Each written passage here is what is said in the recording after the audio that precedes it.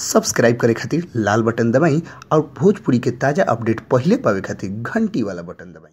छपरा जिला भोजपुरी पर लोग के बहुत बहुत स्वागत बा। जी हाँ, भोजपुरी के सुपर स्टार खेसारी लाल यादव एगो बहुत बड़ अपन जीवन के कहानी पब्लिक खातिर शेयर कर बने। जी हाँ, रो लोग के सुने तो 2 मिनट खातिर रो लोग के आंख से आंसू जरूर छलक जाए। काहे कि खेसारी लाल यादव जब उनका से मैं सेहरा बांध के आऊँगा फिल्म के बारे में पूछल जात रहे तो वह बीच सवाल पूछल गई कि रउआ जब पहला शादी कैले रहनी, यानी ई तो दूसर का फिल्म के शादी होता थे, मैं सेहरा बांध के आऊँगा, वो घड़ी जब रियल लाइफ में जो रियल वाइफ आई रही वो घड़ी शादी के राउ का कहानी रहे।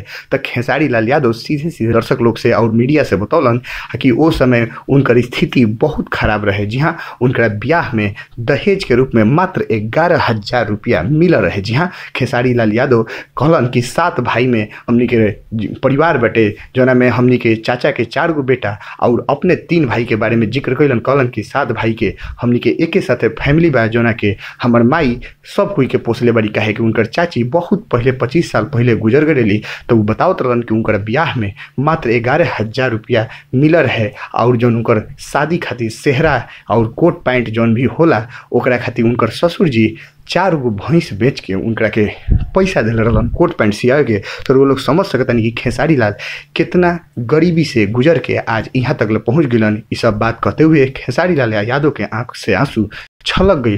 कहलन कि वो दिन आज भी याद पड़ेला कि उस समय हमार कैसेट भी ना निकल रहे, जे घड़ी हमार शादी भई रहे वो घड़ी वो झाल उल बजावत रहलन, एने ओने कीर्तन में गावत फिरत रहलन।